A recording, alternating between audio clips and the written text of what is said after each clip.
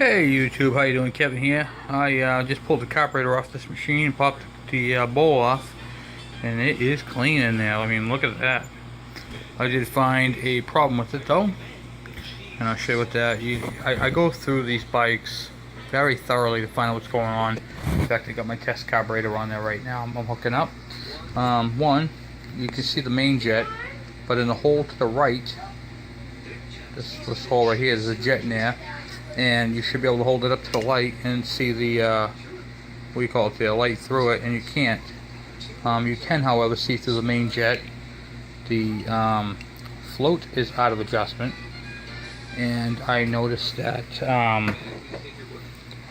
this needle, and this is a very common problem because a lot of people don't know, this needle should not push inside it. There's a keeper on the inside of the slide, and the spring actually holds that from coming up.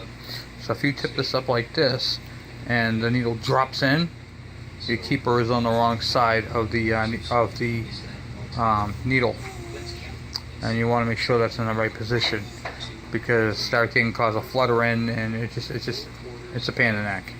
So anyway, I did that, and on my last video I was going over the oil system, and I forgot to mention a very important thing, and I want to go over that now. First off, I hooked up the oil tank. I put oil in it. I got 2-stroke oil in there, and so the line comes down from the bottom of the reservoir all the way down through the grommet. Don't forget to use grommet. That prevents dirt from building up in there.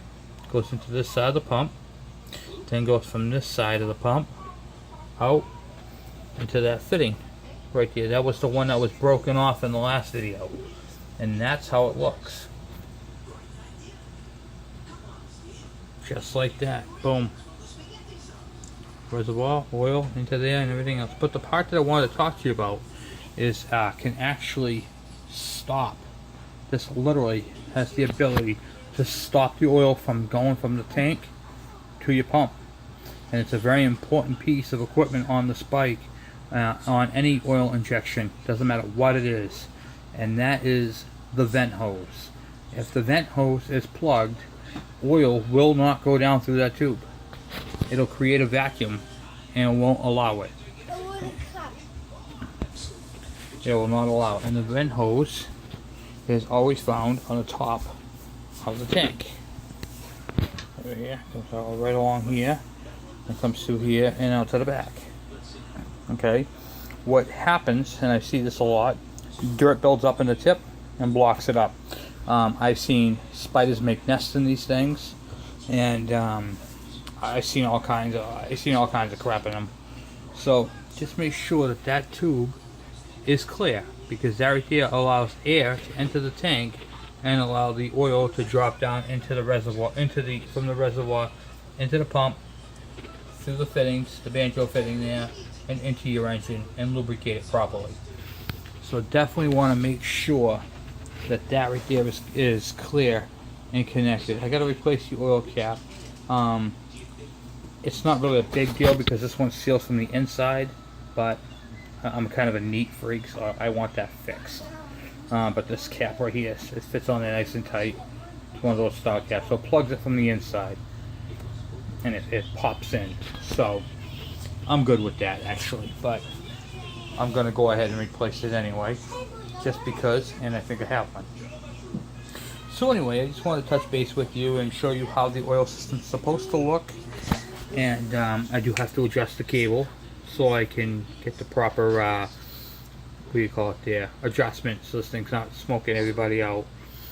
And looks like it's going to be a good runner. So the carburetor is on, I got to hook it up, and then go from there. So I've got another nice carb for the system, and try it out, make sure everything's up and up. And I mean, as always, you know, if you have any questions on this oil system, if you're not sure how to adjust things, if you're not sure how it works, do I need it, can I get rid of it, there is a way of getting rid of it. They do make a block off plate, which you unscrew the screw and that screw, and the pump comes off. You got to get rid of the cable, and you got to put a bolt, a cap screw with a seal on that fitting right there, so it doesn't suck air. and then basically you gotten rid of your oil system if you want to mix the premix. But once again, they load up. They're just a pain in the neck. These don't load up. These things will just sit there idling all day long without a care in the world. And I really like the Kawasaki oiling system. It's a really good quality system. And the same people who make carburetors make those oil injection systems. It's just a really good system. So before you roll it out, I consider keeping it because it is a good system. I have seen them go bad. Typically what happens is the oil will just run out of the tank through there and flood the engine with oil. And at that point you got to pull the carb, lay the bike down, and drain it out that way. A little bit of a pain in the neck, but they're far and few.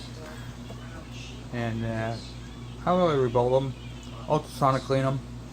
Done that a couple times. It seemed to help, but in the long run I always ended up replacing it. So probably wouldn't be a bad practice to just get in the habit of buying new ones. They're cheap enough.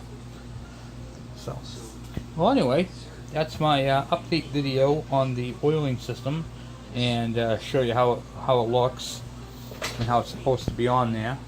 And I hope that this information is you find it helpful. And by all means, please, any questions, comments, all welcome.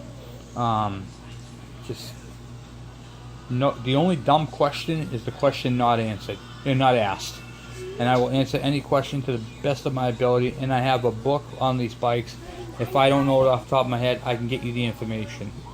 So please subscribe, and you guys have a great 4th.